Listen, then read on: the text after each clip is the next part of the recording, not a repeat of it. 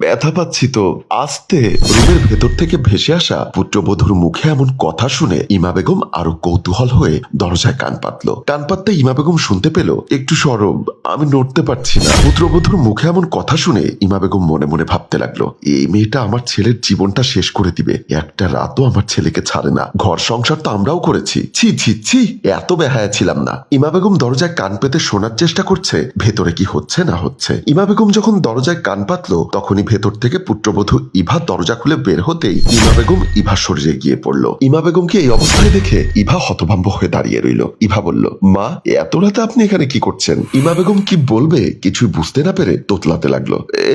না, মানে দেখতে এসেছি তোমরা ঘুমিয়েছো কিনা। ইভা বলল, মা, আপনার কি কোনো কিছুর প্রয়োজন? প্রয়োজন হলে বলতে পারেন, এত ইতস্ততা করার কি আছে? পুত্রবধূর কথা শুনে ইমা বেগম লজ্জা পেয়ে যায়। কি বলবে না বলবে ভেবে না পেয়ে ইমা বেগম সেখান থেকে চলে যায়। ইভা দরজা বন্ধ করে রুমের ভেতর চলে যায়। রান্নাঘরে সকালের নাস্তা রেডি করছে ইভা। রান্না শেষ করে মুন্নাকে ডাকার জন্য রান্নাঘর থেকে বের হয়ে গেল ইভা। ইভা চলে যাওয়ার সাথে সাথে রান্নাঘরে প্রবেশ করলো ইভার শাশুড়ি ইমা বেগম। ইমা বেগম রান্নাঘরের চারপাশ ভালো করে দেখতে লাগলো। হঠাৎ ইমা বেগমের মাথায় একটা শয়তানি বুদ্ধি এলো। ইমা বেগম মনে মনে ভাবতে লাগলো, আমার ছেলেকে বশ করতে চাইছিস তুই? দাঁড়া, এমন চাল চালবো যাতে করে আমার ছেলের আশেপাশেও তুই ঘেঁষতে না পারিস। তোর ছায়া দেখলে যেন আমার ছেলে তোকে তাড়িয়ে দেয়। ইমা বেগম খুব সতর্কতার সাথে লবণের ডিব্বি থেকে এক মুঠো লবণ নিয়ে রান্না করার তরকারিতে ছেড়ে দেয়। তারপর চামচ দিয়ে ভালো করে লবণটা তরকারির সাথে মিশিয়ে রান্নাঘর থেকে বের হয়ে নাস্তার টেবিলে গিয়ে বসেন। টেবিলে বসে বৌমা বৌমা বলে ডাকতে লাগলো। বৌমা, তুমি কোথায়? তাড়াতাড়ি নাস্তা দাও, পেটে অনেক ক্ষুধা লেগেছে। ইমা বেগমের ডাক শুনে বেডরুম থেকে ইভা তাড়াহুড়ো করে বের হয়ে আসে। রান্নাঘর থেকে নাস্তা এনে ইমা বেগমের সামনে দেয়।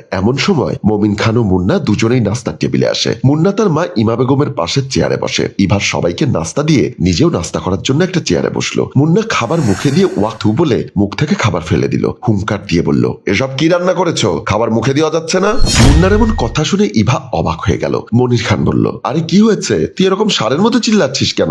নাও, তুমি একটু খেয়ে দেখো আমি কেন ষাঁড়ের মতো চিল্লাচ্ছি। মুন্নার কথা মতো মমিন খান একটু খাবার মুখে নিল। মমিন খান খাবার মুখে নিয়ে বুঝতে পারলো তরকারিতেও অতিরিক্ত লবণ দেওয়ার কারণে তরকারি তিতা হয়ে গেছে। মমিন খান মুখে নিয়ে খাবারটা ফেলে দিয়ে বৌমার দিকে তাকিয়ে রইল। ইমা বেগম মনে মনে হাসছে আর ভাবছে, বৌমা, সবে মাত্র খেলা শুরু, দেখি কি করে তুমি এই সংসার করো। মুন্না বলল, রান্না করার সময় মন কোথায় থাকে? এসব কি রান্না করেছো? এই খাবার কি কোনো মানুষ খেতে পারবে? ইভা কাঁদো কাঁদো গলায় বলল, আমি তো সবকিছুর পরিমাণ ঠিকঠাকই দিয়েছি।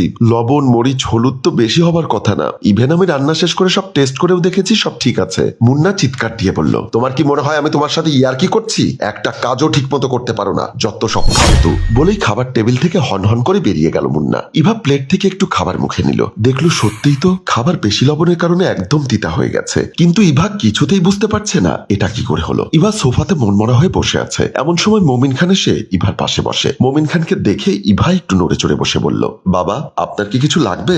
না মা, আমার কিচ্ছু লাগবে না। দেখলাম তুমি মনমরা হয়ে এখানে বসে আছো, তাই আসলাম গল্প করার জন্য। মমিন খানের মুখে এমন কথা শুনে ইভা একটু লজ্জাবোধ করলো। তারপরও ইভা বলল, আসলে বাবা, সকালের ঘটনার জন্য আমি সত্যি লজ্জিত, কিন্তু বাবা আমি বুঝতে পারছি না এমনটা হলো কি করে। মমিন খান একটা হাসি দিয়ে বলল, দূর পাগলি মেয়ে, এটা কোনো ব্যাপার না। কয়েকদিন ঠিক মতো রান্না বান্না করলে দেখবে আইডিয়া হয়ে যাবে কতটুকু লবণ মরিচ দিতে হবে। এ নিয়ে মন খারাপ করে থাকলে হবে?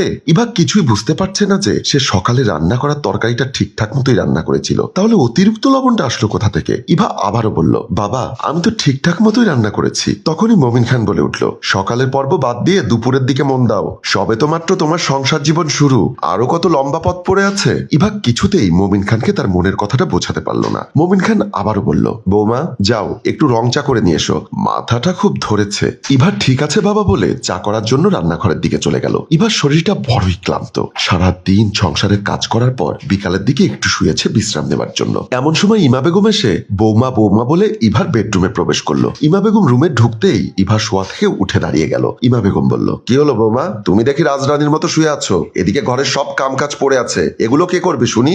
মা, শরীরটা খুব খারাপ করছে, তাই শুয়েছিলাম। আপনি যান, আমি সব কাজ করে নিব। ইমা বেগম বলল, যাও, এক্ষুনি যাও, বেসিনে রাখা থালা বাসনগুলো ধুয়ে রান্নাঘরটা মুছে ফেলো, আর বাথরুমে আমার কাপড়গুলো রাখা আছে, কাপড়গুলো ধুয়ে ছাদে শুকাতে দিয়ে এসো। বলে ইমা বেগম রুম থেকে বের হয়ে গেল। ইভা দাঁড়িয়ে দাঁড়িয়ে ভাবতে লাগলো, সারা দিন বাসায় কাজ করলাম, অথচ উনি তার গোসলের কাপড়গুলো ধুতে পারলো না।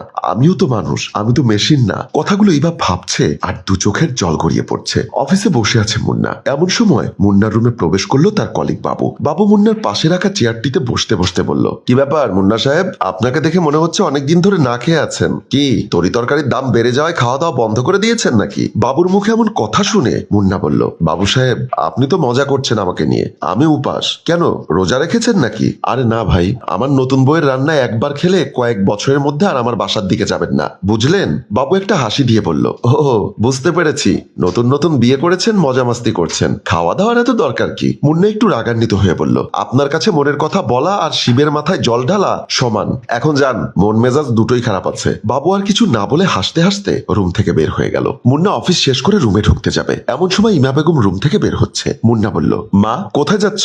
ইমা বেগম বলল, ছাদে কাপড় শুকাতে দিয়েছিলাম, যাই কাপড়গুলো নিয়ে আসি, তুই গিয়ে ফ্রেশ হয়ে কিছু খেয়ে নে। ঠিক আছে মা, যাও, আমি ফ্রেশ হয়ে কিছু খেয়ে নেই, পেটে প্রচন্ড ক্ষুধা লেগেছে। বলেই মুন্না রুমের ভেতরে ঢুকে গেল আর ইমা বেগম কাপড় আনার জন্য ছাদে চলে গেল। মুন্না বেডরুমে ঢুকতেই ইভা শোয়া থেকে উঠে মুন্নার হাত থেকে অফিস ব্যাগটা নিল। মুন্না তাড়াহুড়ো করে কাপড়গুলো খুলে খাটের উপর রাখলো। মুন্না বলল, ইভা তুমি আমার জন্য তাড়াতাড়ি খাবার রেডি করো, আমি হাত মুখ ধুয়ে আসছি। এই বলে মুন্না বাথরুমে ঢুকে গেল। ইভা মুন্নার জন্য খাবার রেডি করতে রান্নাঘরের দিকে চলে গেল। ইমা বেগম ছাদ থেকে কাপড়গুলো নিয়ে যখন চলে আসতে চাইলো, তখনই তার মাথায় একটা শয়তানি বুদ্ধি এলো। ইমা বেগম মনে মনে ভাবলো, যেভাবেই হোক বৌমাকে আমার ছেলের কাছ থেকে দূরে সরিয়ে রাখতে হবে, কিছুতেই যেন আমার বৌমা ছেলেকে বশ করতে না পারে, আমার ছেলে যেন আমার কথা ছাড়া কখনো বউয়ের কথা না শোনে। মুন্নাই মাত্র অফিস থেকে এসেছে, নিশ্চয়ই সে এখন হাত মুখ ধুতে ওয়াশরুমে যাবে, এই সুযোগটা হাতছাড়া করা যায় না। বলে ইমা বেগম চারিদিকে ভালো করে দেখে বাসার পানি সাপ্লাইয়ের লাইনটা অফ করে দিল। লাইনটা অফ করে ইমা বেগম প্রশান্তের একটা হাসি দিয়ে তাড়াহুড়ো করে ছাদ থেকে রুমের দিকে পা বাড়ালো। এদিকে মুন্না বেসিনে গিয়ে দেখে পানি নেই টাপে। মুন্না চেঁচিয়ে চেঁচিয়ে ইভাকে ডাকতে লাগলো, ইভা ইভা। মুন্নার ডাক শুনে এসে ইভা বলল, কি হয়েছে, এভাবে ডাকছো কেন? কলে পানি নেই কেন? দিনে মোটর ছাড়োনি? ইভা বলল, হ্যাঁ ছেড়েছি তো, একটু আগেও তো মোটর ছাড়া ছিল, তাহলে মোটরে পানি নেই কেন? আমি কি টাঙ্কির পানি খেয়ে ফেলেছি? মুন্নার মুখে এমন কথা শুনে ইভা মাথা নিচু করে দাঁড়িয়ে রইল। ইভা চাইলে অনেক কিছুই বলতে পারতো মুন্নাকে, কিন্তু এবার কিছুই বলেনি। মুন্না আবারও বলল, সারাদিন বাসায় করোটা কি? ঘরের একটা কাজও তো ঠিকঠাক মতো করতে পারো না। আমি সারাদিন অফিস করে এসেছি, এটা তোমার মাথায় রাখার দরকার ছিল। ইভা বেগম মুন্নার এতগুলো কথা একসাথে হজম করতে পারছে না, এবার দু চোখ গড়িয়ে জল পড়তে লাগলো। ইভা ক্ষীণ কণ্ঠে বলল, একটু আগেই মোটর ছাড়া ছিল, টাঙ্কি ফুল হওয়াতে আমি নিজ হাতে মোটর বন্ধ করেছি। ঠিক এমন সময় রুমের বাহির থেকে চিৎকার এলো, কে কোথায় আছিস? আমাকে ধর, আমি মরে গেলাম। চিৎকার শুনে মুন্না ও ইভা দুজনেই রুম থেকে দৌড়ে বের হয়ে গেল। মুন্না ও ইভা দৌড়ে এসে দেখলো ইমা বেগম সিঁড়িতে পড়ে আছেন। ইমা বেগম অনেক চেষ্টা করে উঠে দাঁড়াতে পারছে না। মুন্না ও ইভা তার মাকে টেনে তুললো। মুন্না বলল, মা কি হয়েছে তোমার? তুমি পড়ে গেলে কি করে? উপর থেকে নামার সময় কাপড়ের সাথে পা আটকে গিয়ে পড়ে যাই। ইভা বলল, মা একটু দেখে শুনে হাঁটবেন না? মুন্না চলো, মাকে নিয়ে তাড়াতাড়ি হসপিটালে যাই।